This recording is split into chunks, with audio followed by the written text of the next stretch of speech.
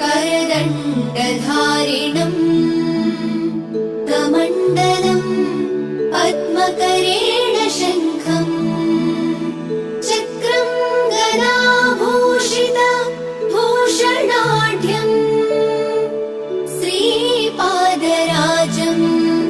शरणम् प्रपद्ये श्रीपादराजम् शरणम् प्रपद्ये।